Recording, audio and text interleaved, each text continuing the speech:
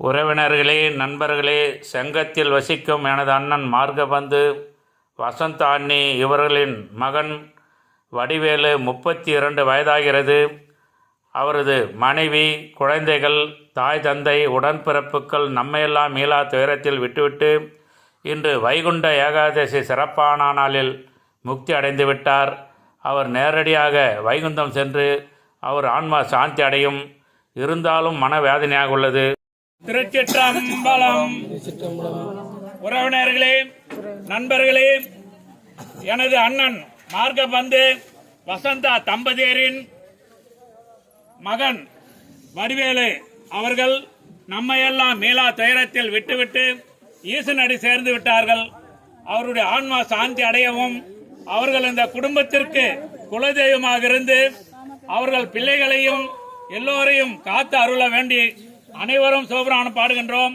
ஒரு மனிதன் பிறக்கும் பொழுதே இறப்பு இறைவன் எழுதி அனுப்புகின்றார். இன்றைய சிறப்பான நாள் வைகுண்ட ஏகாதசி. எல்லோருக்கும் இந்த வாய்ப்பு கிடைக்காது. நம்மையெல்லாம் மீளா துயரத்தில் விட்டுவிட்டு எனது அண்ணன் மகன் வடிவேலு சென்றாலும், ஆனால் நல்ல நாளில் அவர் வைகுந்தம் செல்வார் என்று ஒரு 1% ஆறுதலாக உள்ளது. ஆகவே அவருடைய ஆன்மா சாந்தி அடைய நாம் அனைவரும் ஒரு 2 நிமிடம் சிவபுராணம் பாடி அவருக்கு ஆன்மா சாந்தி அடைய பிரார்த்தனை செய்வோம். தொல்லை ரொம்பச்சோழும் தலை நீக்கி அல்லல்லறுத்து ஆனந்தம் ஆக்கியதே இல்லை.